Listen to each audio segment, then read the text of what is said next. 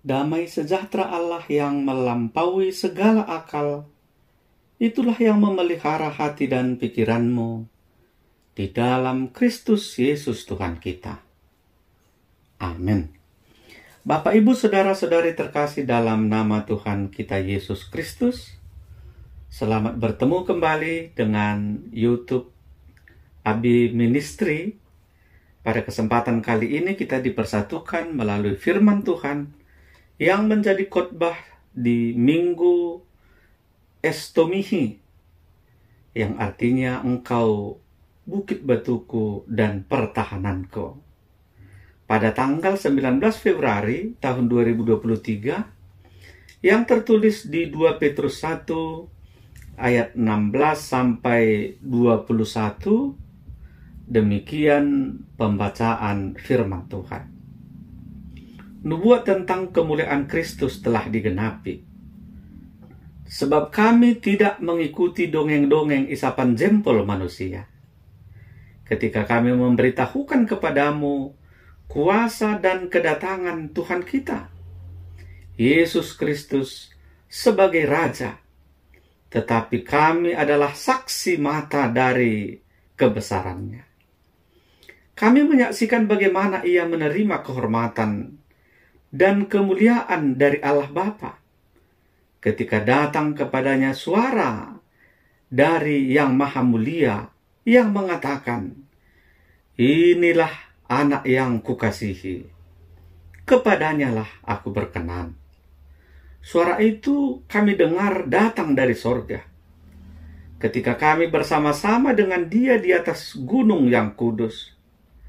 Dengan demikian kami makin diteguhkan oleh firman yang telah disampaikan oleh para nabi. Alangkah baiknya kalau kamu memperhatikannya, sama seperti memperhatikan pelita yang bercahaya di tempat yang gelap sampai fajar menyingsing dan bintang timur terbit bersinar di dalam hatimu. Yang terutama harus kamu ketahui ialah bahwa nubuat-nubuat dalam kitab suci tidak boleh ditafsirkan menurut kehendak sendiri. Sebab tidak pernah nubuat dihasilkan oleh kehendak manusia, tetapi oleh dorongan Roh Kudus. Orang-orang berbicara atas nama Allah. Demikian pembacaan firman Tuhan.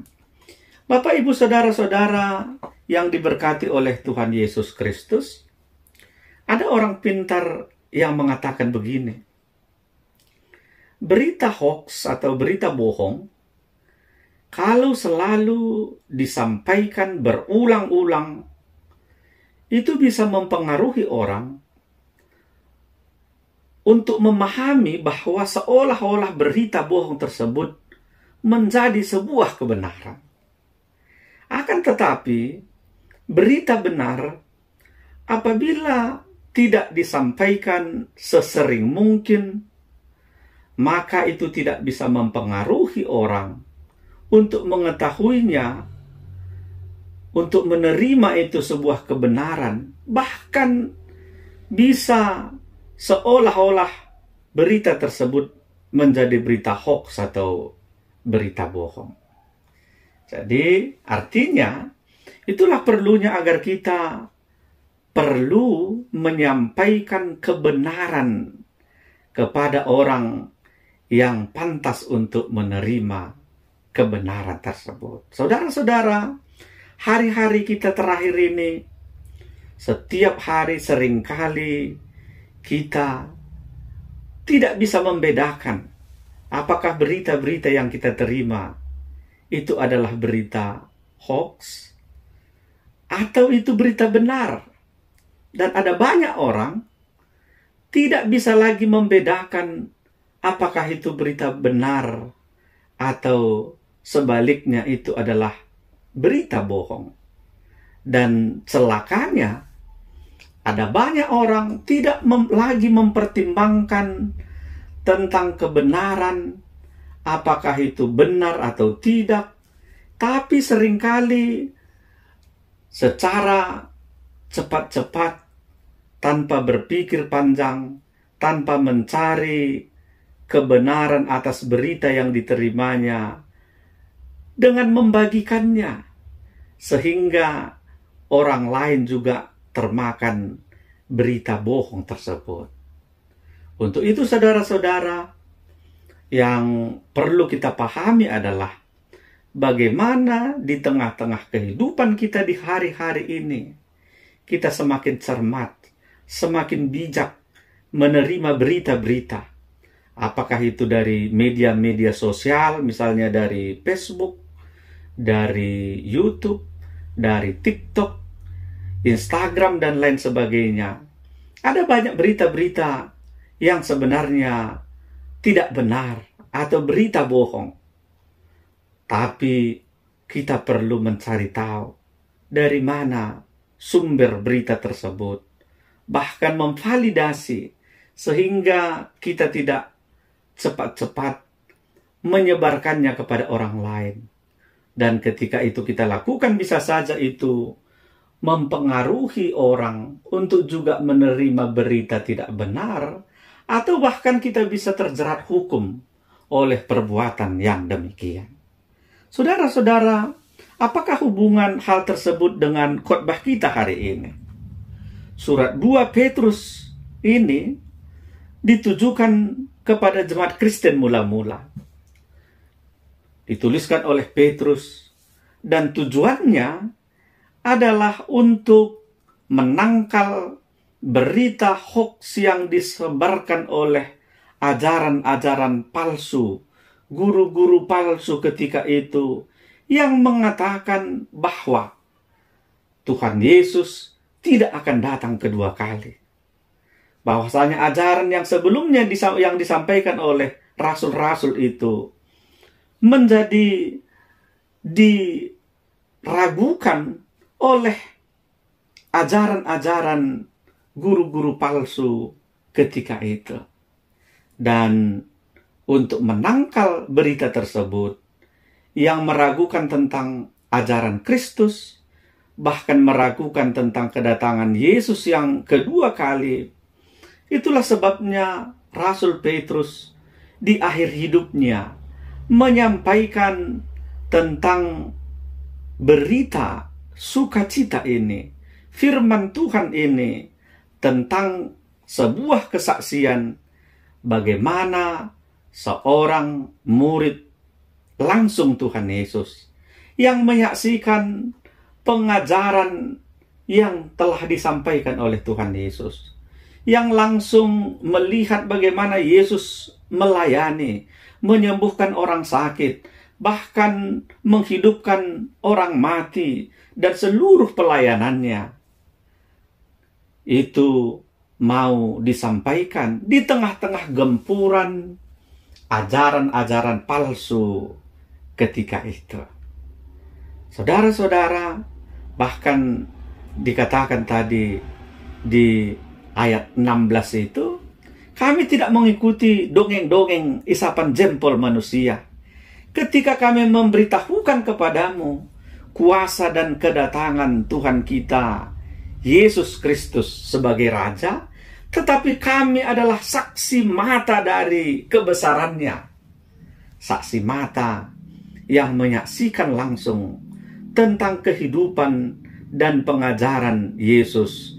Bahkan secara khusus kedatangan Yesus kedua kali ke dunia ini sebagai hakim di tengah-tengah dunia. Saudara-saudara, apa yang menjadi tujuan Petrus menyampaikan tentang kebenaran firman Tuhan ini?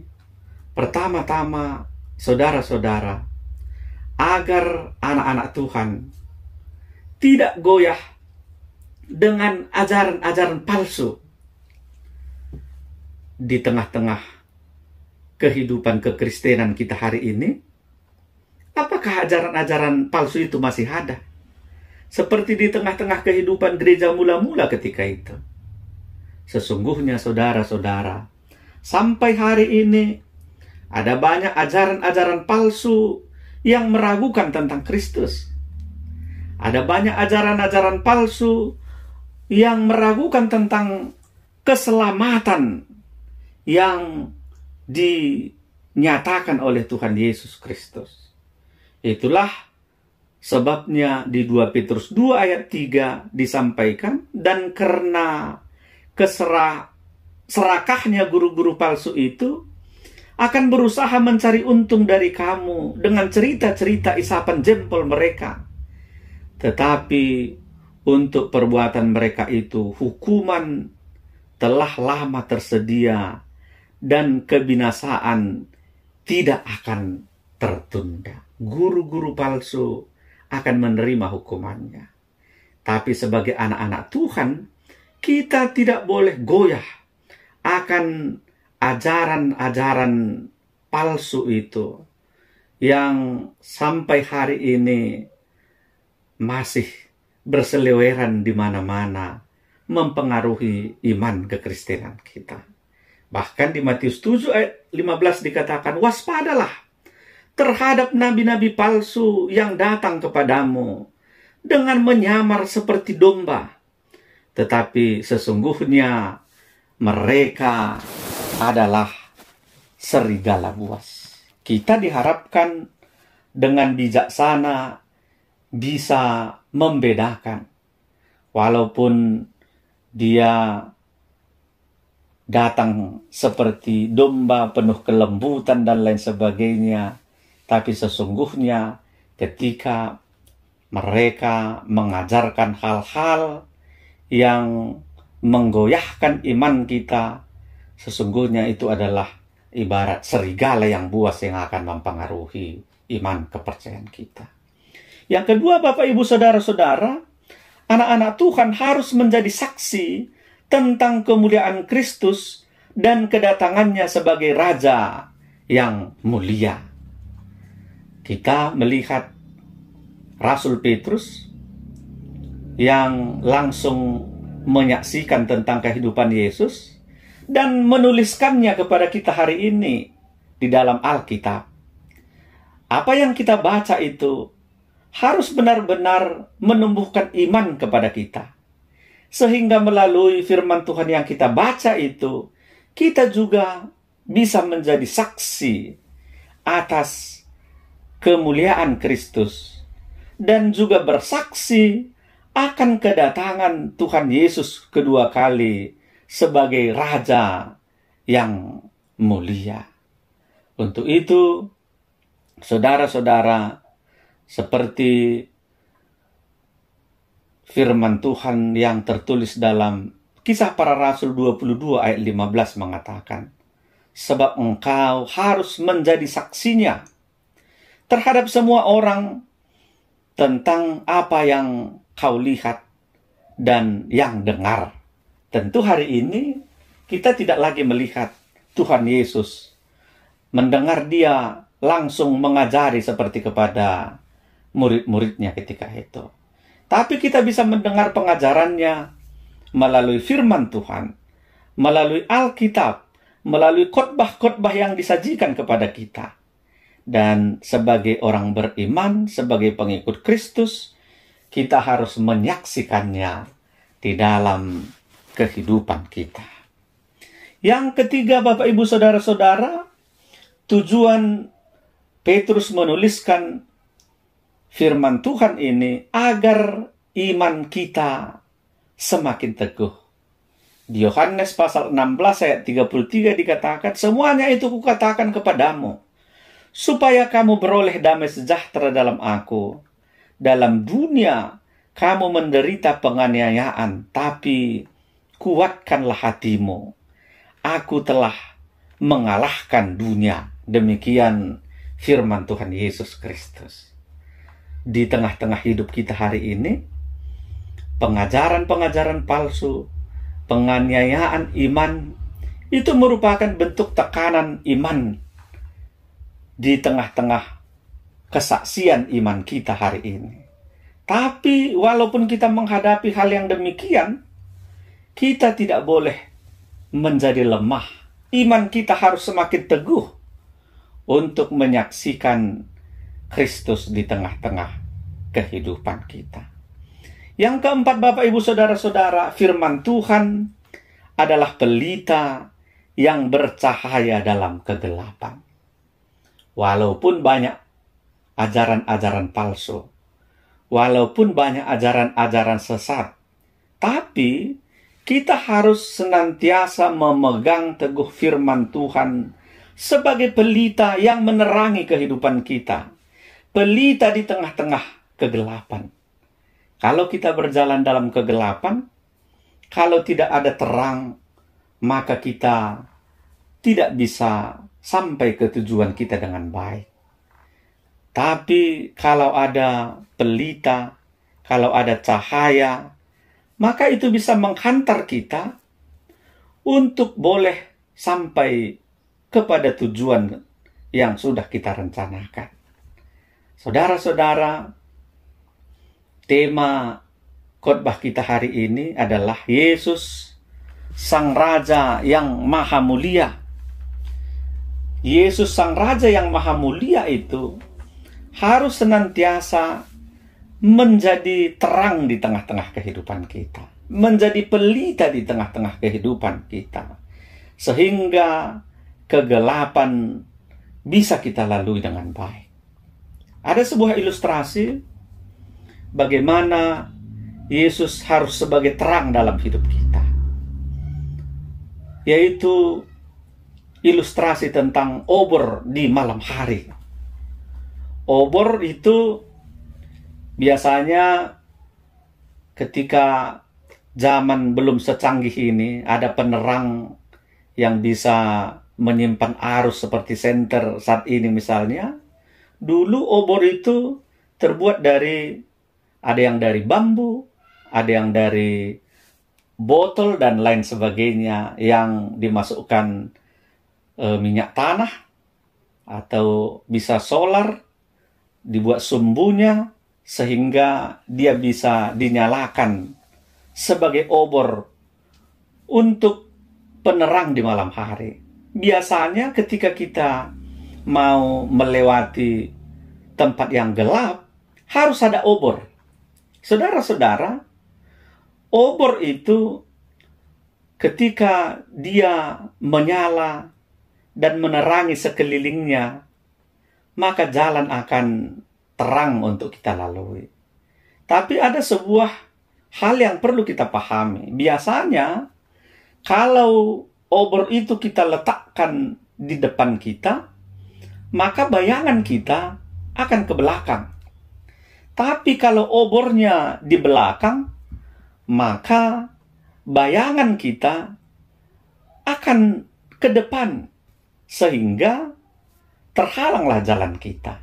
Maka rumusnya ketika membawa obor di malam hari, obor itu harus diletakkan di depan kita. Tangan kita terjulur ke depan agar bayangan tubuh kita berpindah ke belakang, sehingga teranglah jalan kita. Kalau ada orang rame-rame misalnya mau berjalan, yang membawa obor itu harus di depan, dan obornya harus diangkat tinggi-tinggi, sehingga semua bayangan lari atau berpindah ke belakang, dan teranglah jalan kita.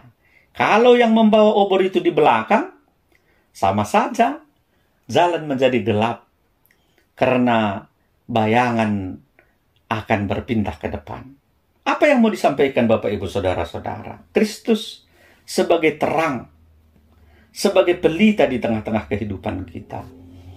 Harus Kristus yang berada di depan kita, sebagai patron, sebagai pedoman, sebagai contoh, sebagai teladan di tengah-tengah kehidupan kita, sehingga kegelapan, yaitu ajaran-ajaran palsu, dosa kehidupan dunia ini, menjadi masa lalu yang di belakang kita. Tinggalkanlah masa lalu. Hiduplah bersama Yesus Sang Raja yang Maha Mulia. Dan dialah senantiasa di depan kita. Sehingga segenap bayangan, kegelapan, di tengah-tengah kehidupan kita di dunia ini menjadi masa lalu kita. Bergeraklah ke depan bersama terang Kristus yang senantiasa membuat cahaya di tengah-tengah kehidupan kita. Amin. Kita berdoa. Terima kasih Tuhan Yesus buat firman Tuhan yang sudah kami dengarkan saat ini. Biarlah ini meneguhkan iman kepercayaan kami akan karya Kristus, akan kedatangan Tuhan Yesus Kristus sebagai Raja yang mulia di dunia ini. Sehingga kami tetap siap sedia menantikan kedatangan Tuhan dengan penuh iman di tengah-tengah hidup kami. Dalam nama Yesus Kristus, kami berdoa dan mengucap syukur. Amin. Terima kasih Bapak, Ibu, Saudara-saudara atas atensinya untuk mendengarkan YouTube ini. Kami kembali mengingatkan agar Bapak, Ibu, Saudara-saudara bisa membantu kami untuk menonton, like, subscribe, dan komen video ini, sehingga semakin memotivasi kami dalam melakukan pelayanan melalui YouTube ini. Tuhan Yesus memberkati kita semua. Juah-juah Banta Karina.